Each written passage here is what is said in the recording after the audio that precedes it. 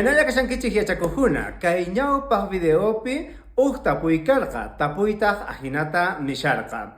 Imaynatataq qhechwa simipi radio ninchik, kutichiytaq karqa. Y la respuesta era que se decía Wayra Simi, Wayra Simi. Y ahora me preguntan cómo se dice televisor, cómo se dice celular y cómo se dice computadora. Kutichiytaq kaikashan. Y la respuesta es...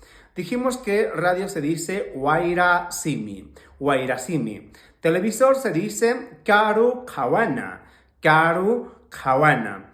Celular se dice Karu Wajiana, Karu Wajiana. Y computadora se dice Ñeqechana, Ñeqechana. Aswan tapuykuna kajtenqa, tapurimwaychik, ñoqaqa kutichisqaykichik.